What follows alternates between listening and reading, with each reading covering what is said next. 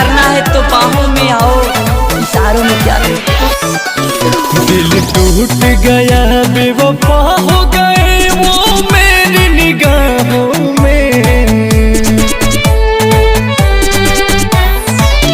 दिल टूट गया बेवफा हो गए वो मेरी निगाहों में। जब से मैंने उन्हें देख लिया किसी और की बाहों में। जब से मैंने उन्हें देख लिया किसी और की बाहों में।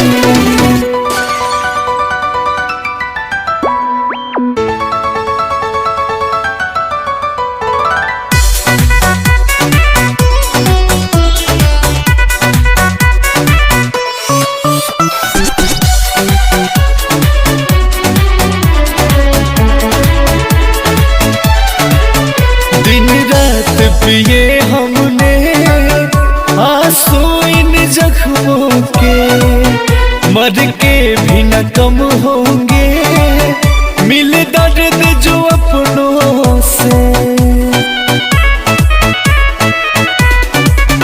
दिन रात पिए हमने आंसू इन जख्मों के, मर के भी न कम होंगे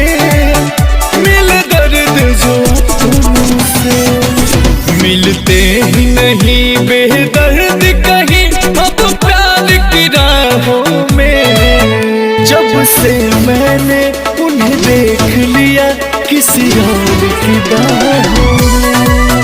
जब से मैंने उन्हें देख लिया किसी और की बाहों में।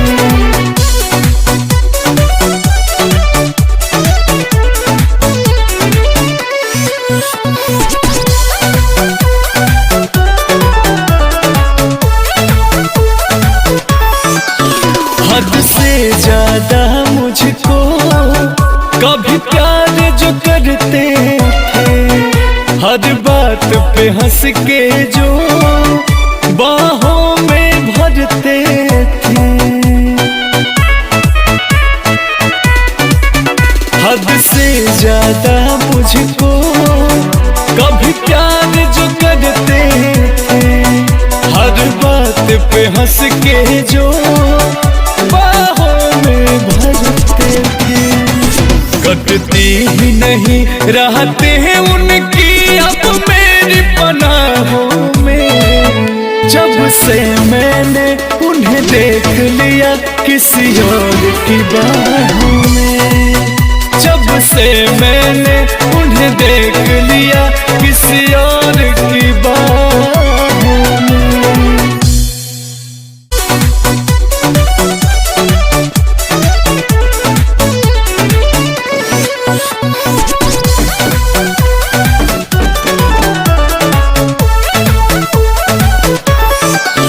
दिल टूट गया बेवफा हो गए वो मेरी निगाहों में।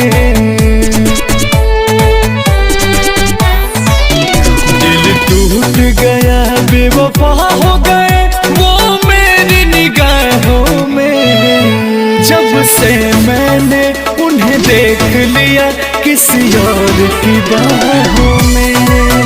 जब से मैंने उन्हें देख लिया किसी और की बाहों में।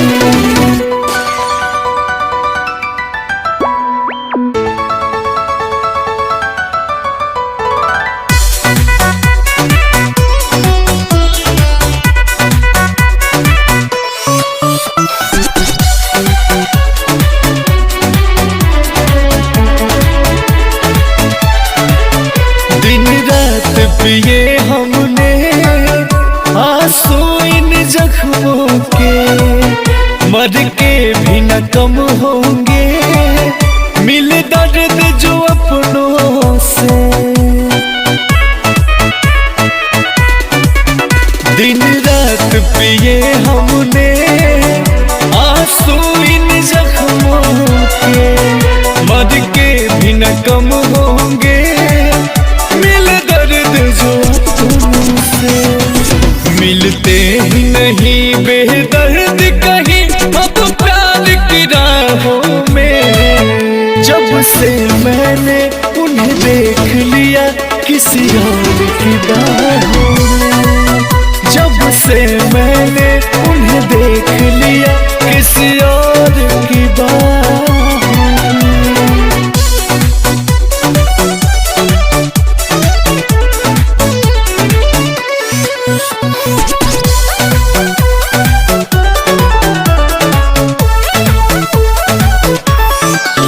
हद से ज्यादा मुझको कभी प्यार जो करते थे, हर बात पे हंस के जो बाहों में भरते थे।